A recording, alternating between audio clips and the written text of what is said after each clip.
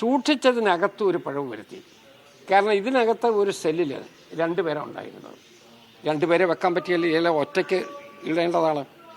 അതിനകത്ത് CCTV ഉണ്ട്.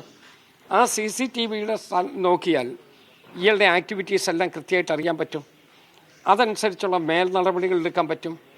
ഇപ്പോൾ നമ്മളെ അത്ഭുതപ്പെടുത്തിയത് അയാൾ അവിടുന്ന് ചാടി ആ മതിലിൻ്റെ മേളിൽ കൂടെ കയറി അവിടുന്ന് തുണി കെട്ടി താഴോട്ടിറങ്ങി അങ്ങനെ രക്ഷപ്പെട്ടു പോയി. സത്യം പറഞ്ഞാൽ എത്രയോ ഭയാനകമായ ഒരു കാര്യമാണ്.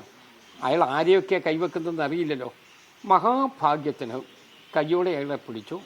അതൊരാശ്വാസകരായി. പക്ഷേ ഇനി ഇതുപോലുള്ള നടപടി ഉണ്ടായിക്കൂടാ എന്നുള്ളത് ആണ് നമ്മുടെ ആഗ്രഹം.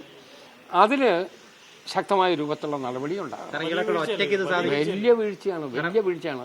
സുരക്ഷാ തകർച്ച എന്ന് പറയുന്നത് അതിൻ്റെ അക്ഷരാർത്ഥത്തിൽ കറക്റ്റാണ്.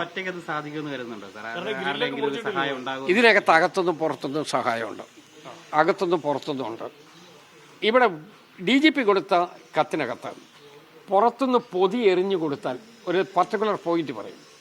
ആ പോയിന്റിൽ വന്ന് ഒരു പർട്ടിക്കുലർ സമയത്ത് നിൽക്കുമ്പോൾ പുറത്തുനിന്ന് ഭക്ഷണ സാധനങ്ങൾ അകത്തോട്ട് എറിഞ്ഞു കൊടുക്കും. എന്നിട്ട് ഇവർ പന്ത് പിടിക്കുന്ന പോലെ പിടിക്കും.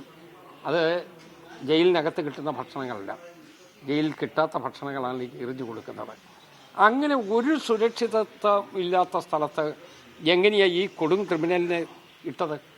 2, സുരക്ഷിതത്വത്തിൻ്റെ ലാപ്സ് ഉണ്ട് എന്ന് DGPയുടെ ഒരു ഒബ്സർവേഷൻ നിൽക്കേ, എന്താ ആ സുരക്ഷിതത്വം കൂട്ടുന്നതിന് വേണ്ടിയുള്ള നടപടിയെടുക്കാത്തത്? ഇയാളെ ഹൈടെക് ജയിലിലോട്ട് വിടേണ്ടത്.